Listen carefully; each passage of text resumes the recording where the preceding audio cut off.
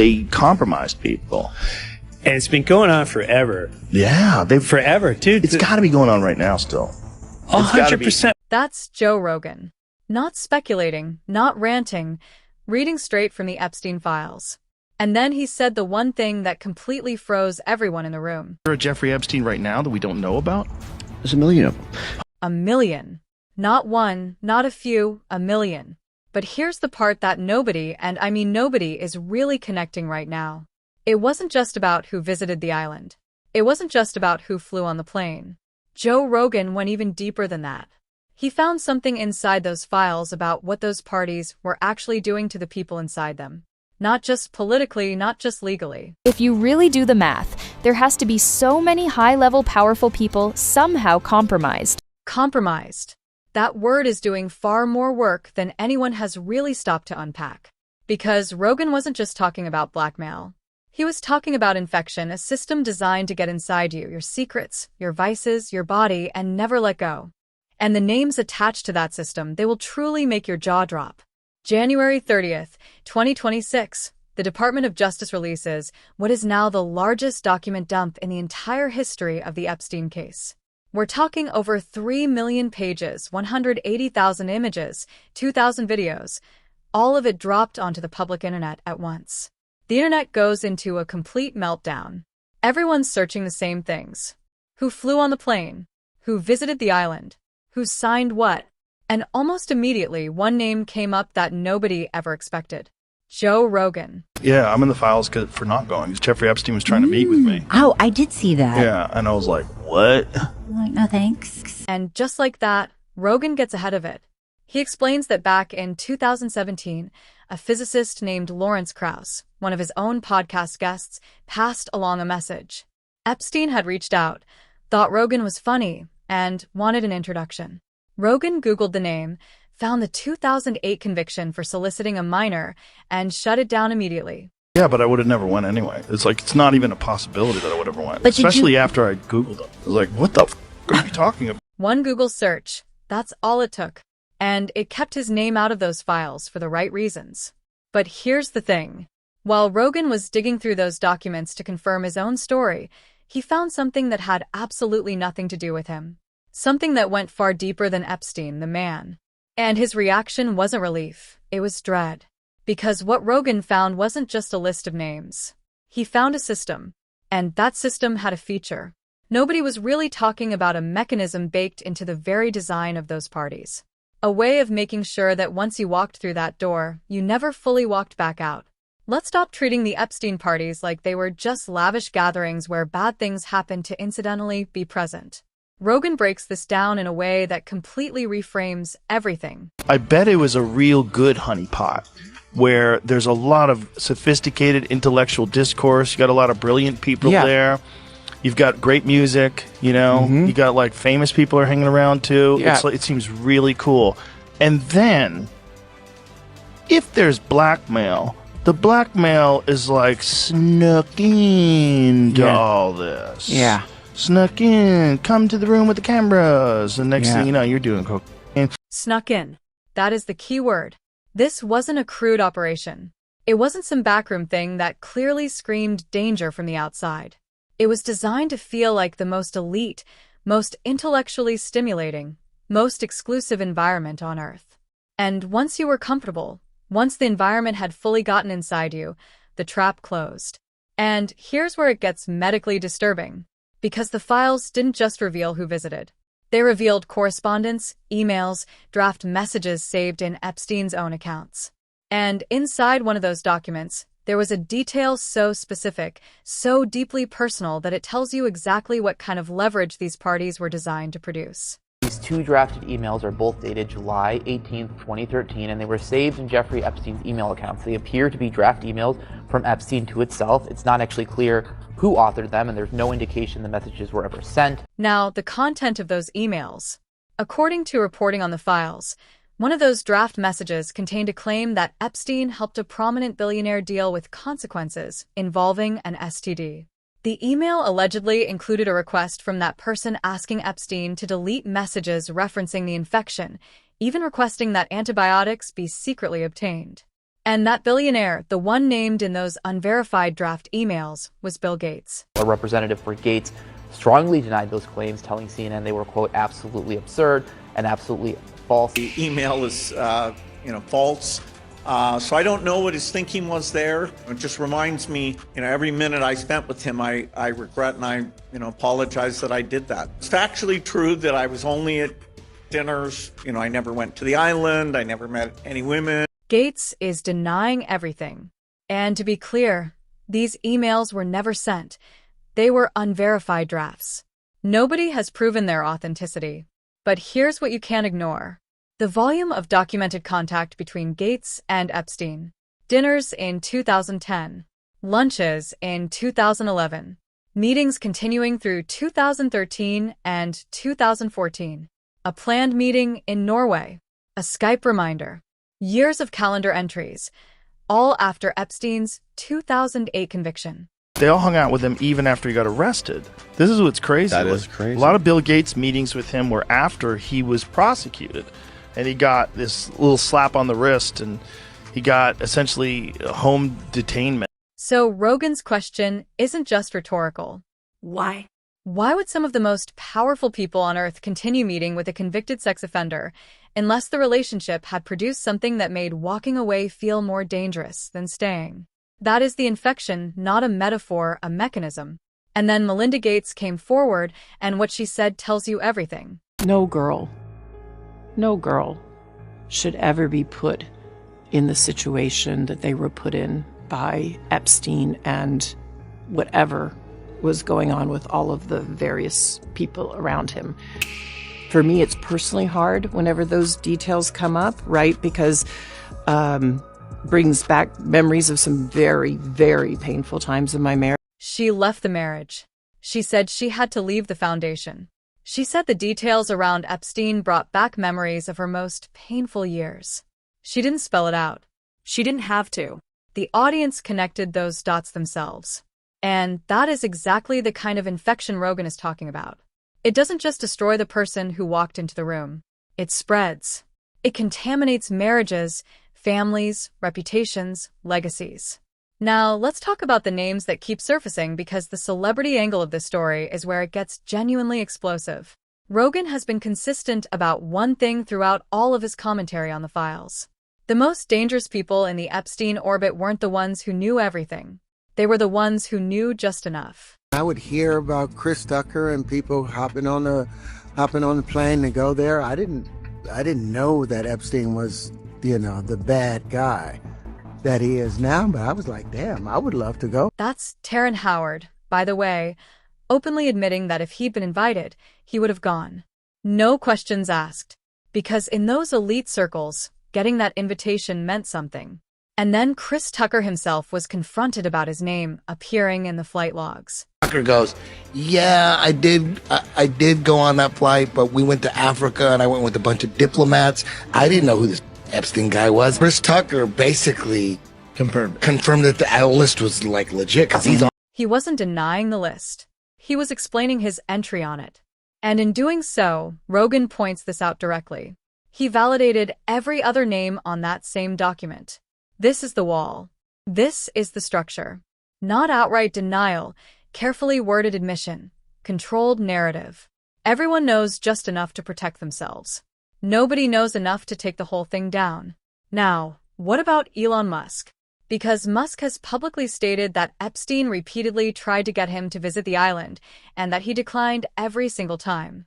But the files told a different story. Elon Musk, he said that he refused to go to the island, and then in these new files, it came out, I think it was an email that said, what day or night will be the wildest party on your island, to Jeffrey Epstein. That email is dated November 2012.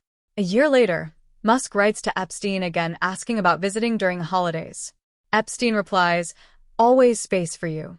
And yet, Musk told Vanity Fair in 2019 that Epstein repeatedly tried to get him there, and he declined every time. So either the emails don't represent actual visits, which is possible, or Musk's public statement wasn't the complete picture. And then in the middle of his very public feud with Donald Trump, Musk himself tweeted, time to drop the really big bomb. Trump is in the Epstein files. Minutes later, Mark this post for the future. The truth will come out. Think about that for a second. A man whose own name appears in Epstein emails, pointing fingers at the president's Epstein ties. Here's where Rogan's research goes. Somewhere the mainstream coverage still refuses to go. Everybody keeps asking who was on the island. But Rogan kept asking a different question.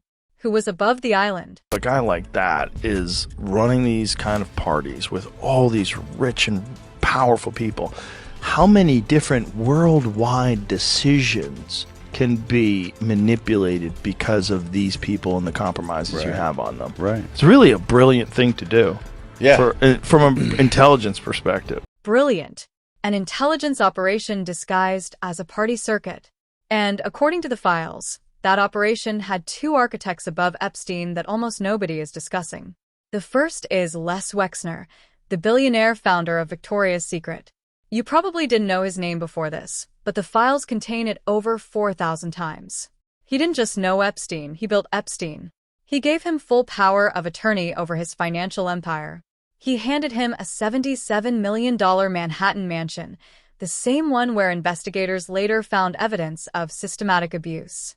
And when the 3 million documents dropped, Wexner's name appeared correctly in nearly every single document except one. The one document that specifically labeled him as an FBI co-conspirator. That one had his name blacked out. Able to track who it was that obscured Les Wexner's name as a co-conspirator in an FBI document. Within 40 minutes, Wexner's name was added back. Within 40 minutes of me catching you red-handed. 40 minutes. They had it hidden. A congressman caught it live on camera, and only when they got caught did they put it back. That is not a clerical error. That is a decision. The second name is Sultan Ahmed bin Salam, a Dubai billionaire, former chairman of one of the largest port operating companies on earth, shipping hubs in over 70 countries, connected to royal networks across the Middle East. His name appears in the files over 5,000 times. And in one email from 2009, Epstein writes to him directly with a line about a torture video, casual, comfortable, like 2 friends discussing the weather. When that email went public, bin Salam resigned from his position. No charges, no arrest, no investigation. He walks free today. And then they did something that made even the victims' lawyers go pale. List of names not to release. What did the DOJ do with this email? They released this email in the document production. Literally the worst thing you could do to the survivors, you did. And they're getting phone calls. A lot of these people didn't want to be known. The powerful got redacted. The victims got exposed by accident, supposedly. Now, here's the conclusion Rogan keeps circling back to, the one that makes everything else make sense. Because here's what people misunderstand about how an operation like this works. It doesn't collapse when the middleman goes down. The blackmail material doesn't disappear. The recordings don't vanish. They'll leverage the infection. It just needs a new host. And Rogan lays out exactly why the system was so brilliantly engineered to survive. The blackmail is like snuck into all this. Yeah. Snuck in, come to the room with the cameras. And next thing you know, you're doing cocaine. The blueprint and blueprints get copied. There's a film that proves this point in a way that Hollywood desperately tried to prevent anyone from seeing. Sound of Freedom released 2023, budget $14.5 million. Box office over $250 million. But before it made that money, it sat on a shelf for 5 years. No major studio would touch it. When it finally came out, mainstream media called it a QAnon film. Critics tore it apart. They mocked the audience. Despite the fact that this movie is, for one, based on true real-world events, and also despite the fact that it exposes the very real reality that millions of children across the world find themselves in, well, there are elite forces in both Hollywood as well as the media which have actively been working for the past 5 years to suppress this. The public showed up anyway. They bought out entire screens, paid for strangers' tickets, and Jim Caviezel, the actor who played the real-life age the film was based on, described something that happened at a screening in Las Vegas that stopped everyone cold. Each screening, there was talking going on. And I was like watching the audience going, what? The second time it happened. Again, third time, talking in this one particular spot. And I'm thinking, what? Did we do something wrong or something? But so then one more time it happened. At the end, I was asking about the movie, and I asked him about that one particular part where everybody's talking, and they all cried out Epstein Island. And I went, oh, okay. Now I understand what we're... The audience connected it themselves without being told because the film shows exactly how networks actually operate. Fake modeling scouts, mansion parties, powerful men using access, and celebrity as cover. Victims too isolated, too afraid to speak. That's not a script. That is the Epstein playbook, word for word. And Corey Feldman tried to warn about this culture decades before any of these files dropped. He tried to name names on live television. And Barbara Walters told him to his face, protect the industry, not the victims. That's been the rule since before Epstein. And right now, with the DOJ declaring the case officially closed, no new charges. A top official standing at a podium saying the review is done. That rule is still in effect. 2 photos. Please put the photos back up. These 2 photos staring you in the face are evidence of a crime and more than enough evidence to predicate an investigation against former Prince and the Senate. Let's talk about the Senate. Destabilizing. Because what would actually be destabilizing isn't Epstein's name. It's the name of whoever runs the operation now. Virginia Dewey. The woman who knew the most. The woman who was writing a book. The woman who had photographs, testimony, and names gone before the book could be published, before the full client list could be released. Virginia Giuffre, the most prominent victim of the late convicted pedophile Jeffrey Epstein, took her own life on Thursday. This is just weeks after she made headlines for saying that she had days to live after she claimed to have been hit by a bus. The woman who was most afraid, she said it herself before she died, wasn't afraid of Jeffrey Epstein. Epstein was already dead. She was afraid of the people around Epstein, the people who are still here. So, here's where we land. The parties weren't just parties. They were architecture. A precision-engineered environment designed to get inside the most powerful people in the world through vice, through ego, through the intoxication of being in the most exclusive room on Earth, and then use what happened in that room as a leash forever. Ghislaine Maxwell is in prison convicted for to someone, and that someone by legal definition committed a crime. And yet no list, no charges, no names. She's the only person ever to be tried and arrested and put in jail for... Where's the list of the people that she's to? The DOJ closed the case. 2 million documents are still being withheld. The Senate voted to keep them hidden. The FBI director stood in front of Congress and said there was nothing to see. And yet, congressman after congressman sat across from him, holding photographs that say otherwise. Epstein was not a founder. He was a franchisee.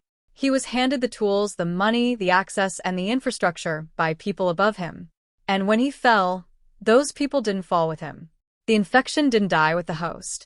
Is there a Jeffrey Epstein right now that we don't know about? The same structure, the same parties, the same honeypot model. Bring in celebrities to make the location feel legitimate. Bring in power players to make the access feel exclusive. And then use the cameras to make sure nobody ever talks. If they do,